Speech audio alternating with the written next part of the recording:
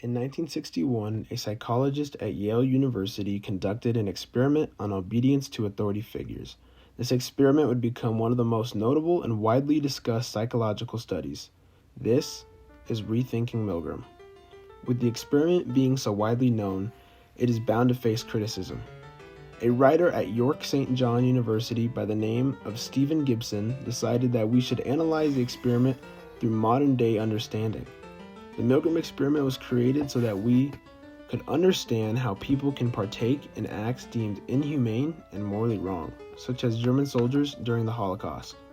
The experiment centralized on a subject believing that they had no free will for their conduct, which they enacted on another subject. Through researching Gibson's article, it is clear that he believes the Milgram experiment actually shows accountability as a result of social influence and not Milgram's perceived authority. To fully understand, it is necessary to break down the Milgram experiment itself. As previously stated, the experiment was conducted in the early 60s, before ethics were questioned in psychology. Volunteers, all male, were told they were taking part in a research for improving memory. The test was explained as a word game they would play to test memorization. This was a deception by the researchers, as they were truly studying their obedience to authority and how they would conform. Two subjects were separated by a screen, and one was hooked up to an electric unit and the other controlled it. If the subject hooked up to the machine got an answer wrong, a shock would be administered by the other subject by order of the instructor. Cloud, horse, rock, house, horse. Answer? Wrong. Every time the subject answering the questions got the wrong answer, the instructor ordered the other subject to increase the voltage of the shock. 150 volts. The subject being shocked was another deception. He actually felt no pain, he was just a factor in the study. However, the test subject would hear the screams and anguish that he was inflicting on the other person, believing it to be real. I'm not gonna do this anymore. It's hurting the man. The experiment has to continue. But it's not gonna be on my hands for this man. You have to continue. Well, I gotta shock you.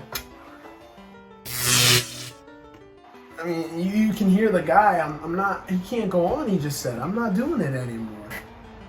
Continue, please. Despite frequent uproar, it was common for the subject to continue the study based on the fact that they were ordered to do so. Thus, they are just following orders. Approximately 66% of the volunteers were prepared to deliver the shock even if fatal, just based on the authoritative figure. They oftentimes would show empathy for the victim but felt no free will to stop the shock. He's not making any more noise. I think you should go check on him. You gotta go check on that fellow over there. I mean, this... At the time, the American people were quite shocked that ordinary citizens could also conform to partaking in atrocities. Milgram concluded that the accountability was a result of the presence of authority. However, Gibson would look deeper into the discussion and factors between the instructor and the test subject. Gibson believes that the issue was the instructor's language. Gibson believes that by phrasing accountability in specific ways, you are leaving no opportunity for free will, such as, I'm responsible for this. You have no choice. A big problem with this study is that not all research was presented concisely. Gibson and Milgram both neglected data that could be used as vital information for counter or for their arguments. Both researchers were looking for and primarily focused on data that could represent their point better. The best thing Gibson did for this article was observing the discussions pre, post, and during the experiment to expand on what roles were trying to be perceived and enforced. The Milgram experiment has etched itself in the eternal flame of psychology. The study was beneficial and has definitely furthered our view on morals and ethics in the world of psychology.